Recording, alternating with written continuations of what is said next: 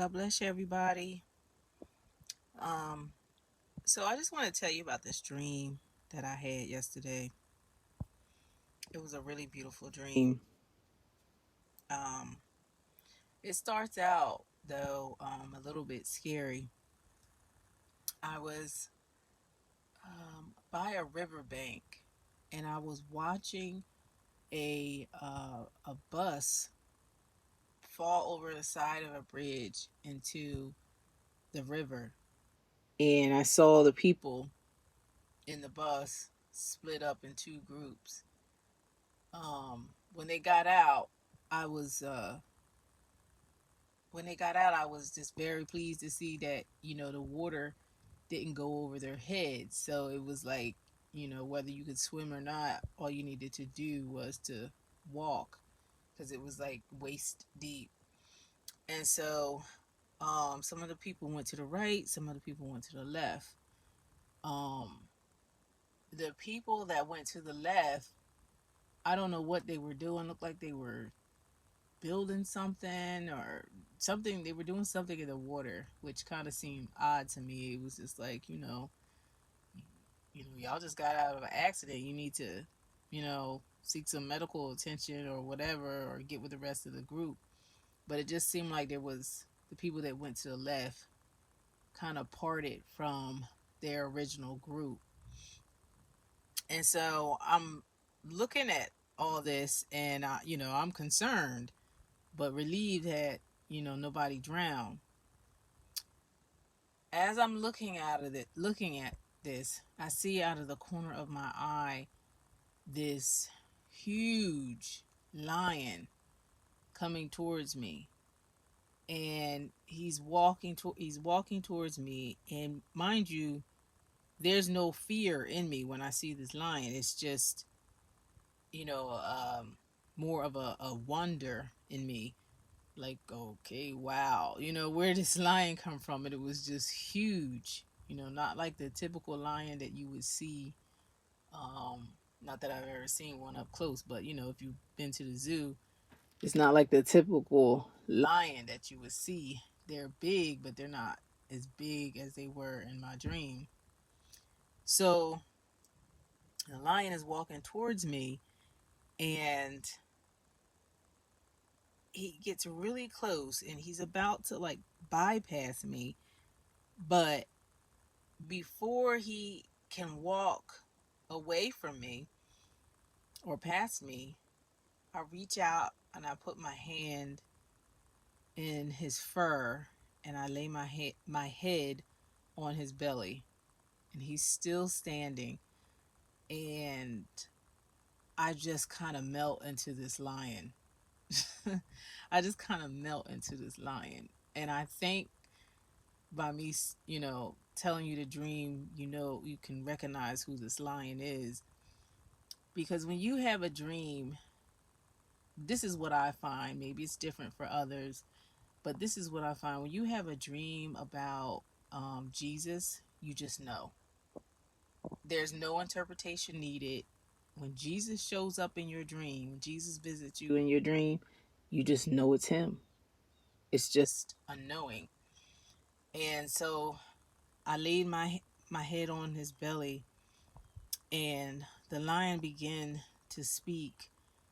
And I don't recall everything that the lion said, but um, I knew it was something out of Jeremiah, where uh, the lion says, where God says to Jeremiah, I've created you to uproot, to tear down, to build up, that sort of thing.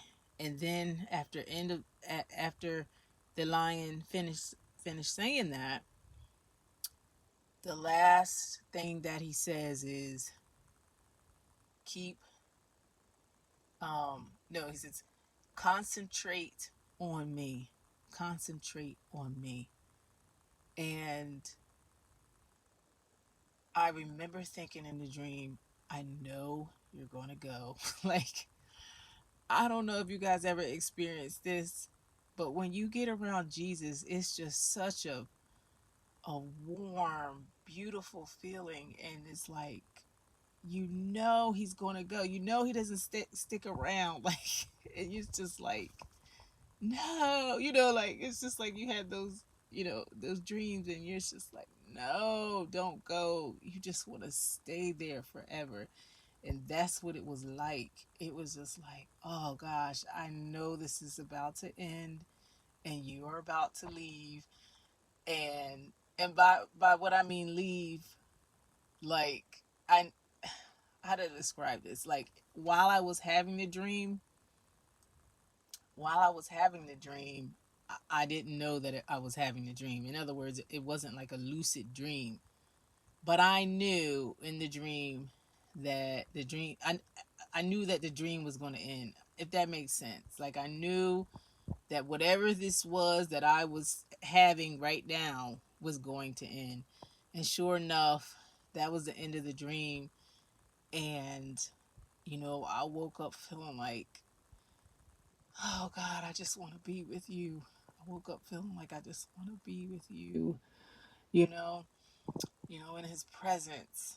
I'm like on the verge of tears. But I'm coming to you because I just want to speak on what God is showing me in that dream. He's showing me that no matter what, and he's not just showing it to me, he's showing it to you.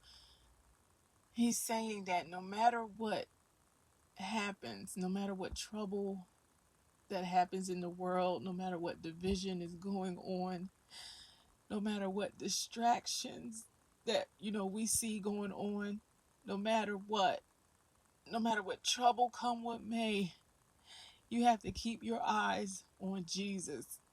And I know it's been said before, and I know it's been preached on multiple times, but you have to keep your eyes on Jesus no matter what's going on in your life, no matter what things are going on in your love life, that's going on in your job, that's going on in the world at large, no matter what hardships.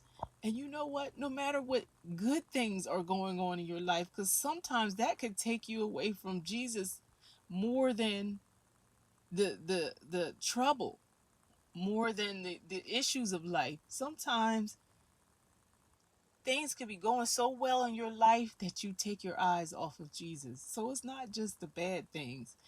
And so God is just saying, this is a short video, but God is just saying, even though the line was speaking specifically to me about purpose, but that's all of our purpose. Now, I feel the Holy Spirit the entire time I'm speaking. So I want you to know that that dream wasn't just for me. That dream is for all of us. Sometimes we get caught up in the calling, and we try to do a hierarchy of calling. Well, this person has a higher call, a lower call, and all this stuff.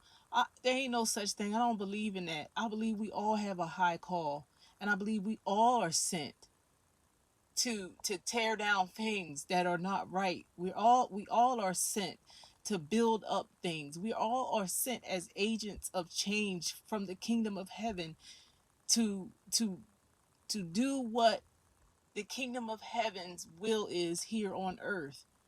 And so we all have that high calling to build up, to to to tear down the kingdom of darkness, the things that are operating, whether in our own family, community, or the world at large. So we all have a high calling. I don't know. I've never met anybody with a low calling. What is that? You know? I, I think the difference is the high calling is whether or not you accept the call. If you don't accept the call, then you really, it's a mute point. So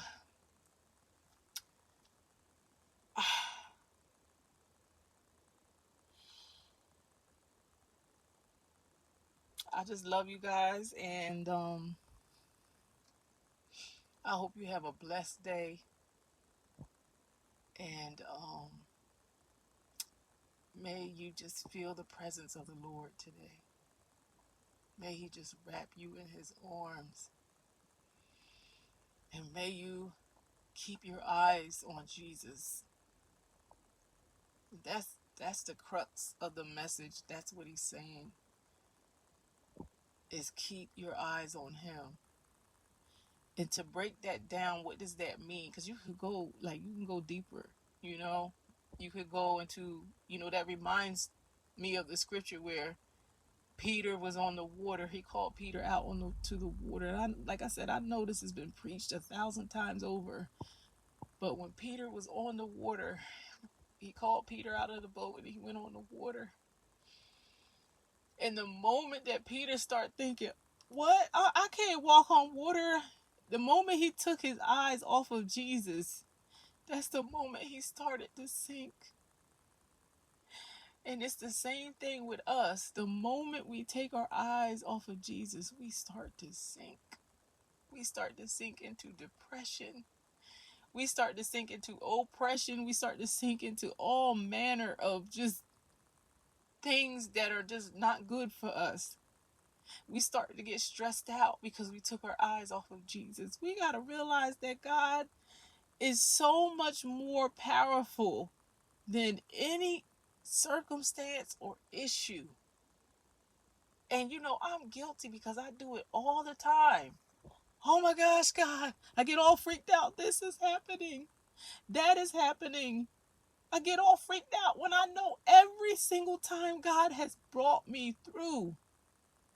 I may not have gotten what I wanted, but I got what God wanted for me, and I got what was best for me. It's the same thing as your child saying, I'm just going to use something like, I want to eat candy and cake for every single meal. And you tell that kid, you know what? It feels good now, but it's not going to be good. It's not going to be good for you. It might feel good. It might seem like, you know what I mean? Like it's, instant gratification, but eventually, you know what's going to happen? You're going to get ill. You're going to get rickets or something because you don't have the vitamins and minerals that you need. In the long run, it's going to be bad for you. And so I have to tell you no. I have to tell you I'm not going to do that because I love you and I want to make sure that you're whole and that you're happy. But the kid is saying, no, I'm going to be happy because if you give me the cookies and cakes and candy right now, I'm going to be happy. Don't you understand, Mom? And this is the way we are with God. Lord, if you give me that man, if you give me that woman or whatever, or you whatever it is, I'm going to be happy. And God knows the end from the beginning, and he knows, no, this is that marriage will be bad for you, or that job will be bad for you. Yeah, it looks good right now. It's double your pay that you have right now. Looks good right now. But God is instructing you and saying, keep your eyes on me because I'm going to tell you. I know the end from the beginning. I'm going to tell you what's going to be best for you. You don't know what's best for you. You think you do because you might be leaning on your own understanding. And so in the time that we're living in, we have to keep our eyes on Jesus. We have to keep, what was the exact word that he said to me? It's definitely keep your eyes on Jesus, but it was like, okay, he said concentrate on me. So even in that, it's even deeper than keeping your eyes on me because it's like concentrate on me. Stop concentrating on the problem. Stop concentrating on trying to figure it out. Some of us need to get to the end of ourselves and say, I don't have the answer.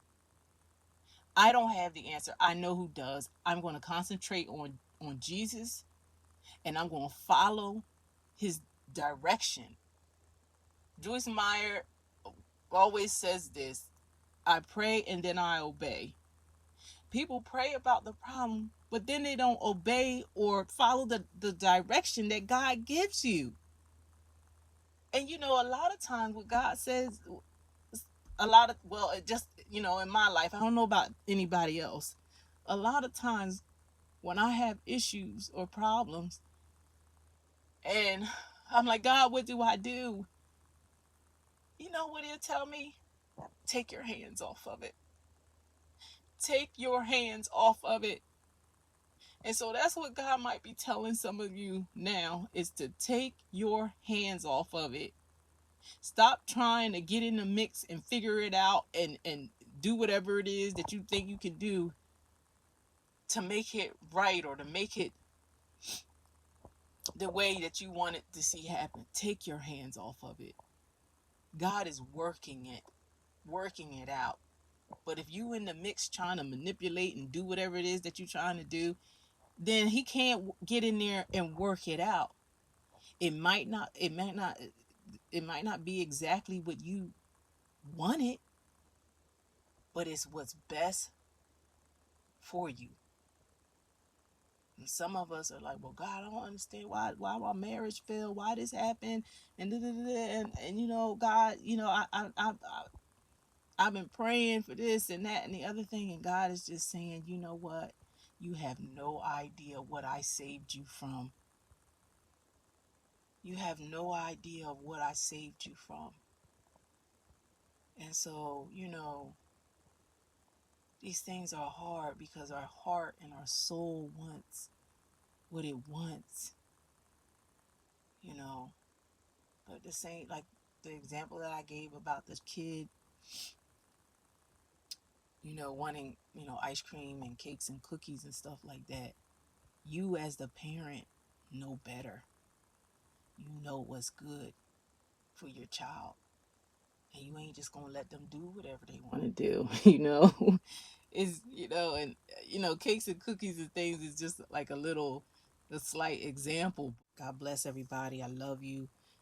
And till we speak again. Bye bye.